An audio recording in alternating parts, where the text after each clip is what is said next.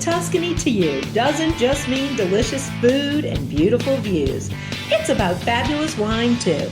Join Flavio and George for Wine Talk.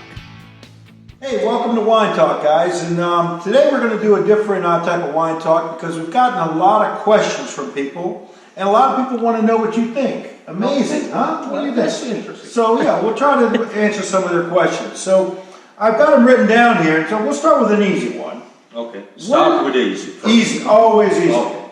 What is the best grape for a sweetened wine? For sweetened, To make sweet wine, what's the best grape? the best grape, if depends. If you're talking for the white, one of the best for us and we produce is the Moscato. If you want a red, it's very popular to have a sweet red wine, it's for sure is the Lambrusco. So once again, Lambrusco for the red. In case you have a little bit interesting in white, choose Moscato. Well, I don't like interesting or good. I like a lot.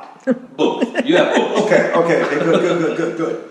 Okay, so the next question is, it's an interesting question. People want to know, why are the vineyards on hills? This is a very interesting question, and probably sorry take just a minute to explain. Of course, the reason why we planted the vineyard usually on the hill is, first of all, we plant the vineyard on north-south in order that we have the chance that the sun goes every day, all day long, directly on the grape. Number two, usually on the hill you have better exposition versus the sun, so the grapes become ripe better. And third, if you are in the hill, usually you have more wind or more ventilation. If you have more ventilation, you have less humidity. If you have not humidity, you have less probability to have the mushroom. If you don't have the mushroom, you don't have the disease. If you have no disease, you have a great bunch of grape.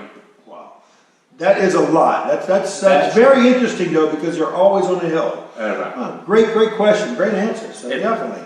And the other question I have is, we were showing out the different ways that we tied the grapes in the video, and people want to know, were those the same variety of grapes, or were they just tied differently? No, it was exactly what we did was exactly the same variety, and the sense was exactly what you mentioned. I mean, let's see the difference, how you can tie the same variety, and that we have an appointment in October, I remember, and we go there exactly in the point, and we see the difference on quality. Quality, okay, interesting.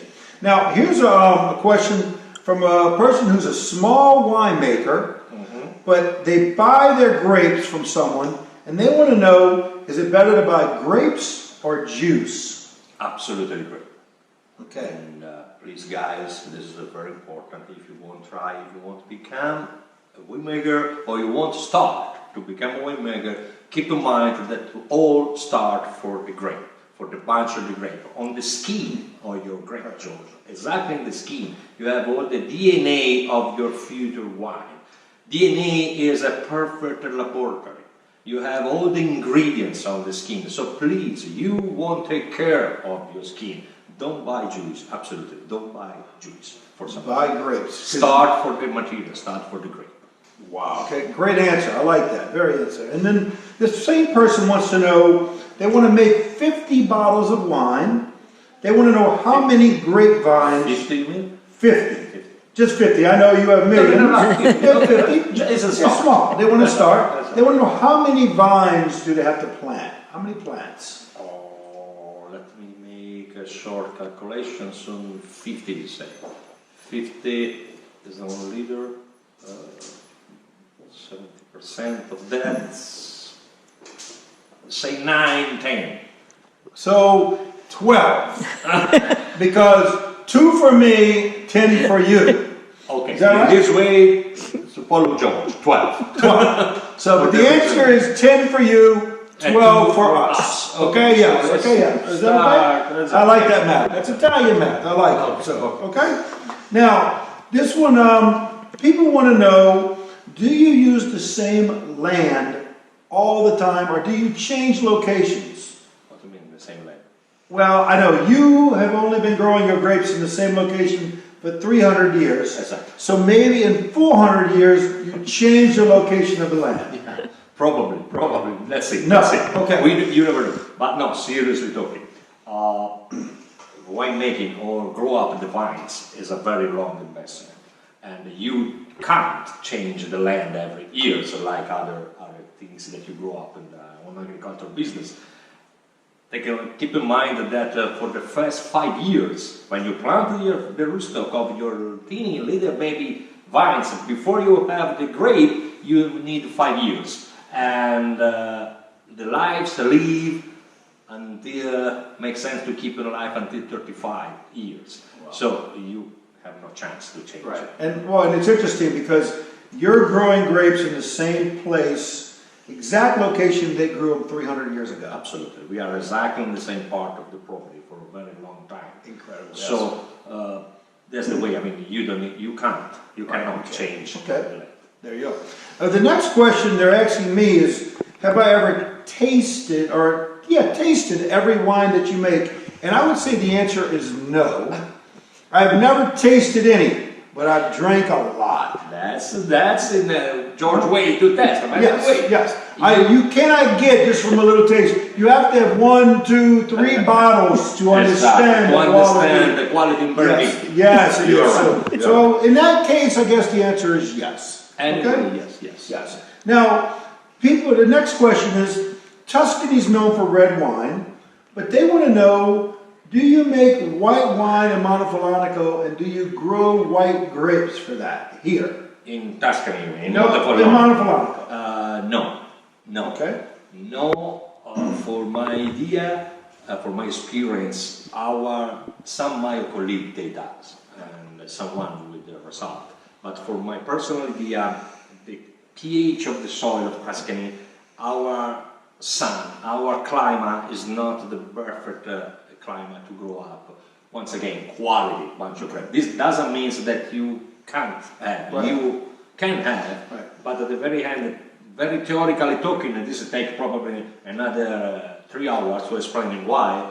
But for the white wine, you won't have soil with a high peak of acidity. Great. And our soil here don't have this characteristic. And so that is good. We'll probably do a wine talk on the soil and different types and different things. That's very okay. And then the last question we had, in a couple of videos back, we talked about a sugar test. Oh. You said, hey, we're going to do a sugar test and all that. And the sugar test, I know, is not until October when we harvest.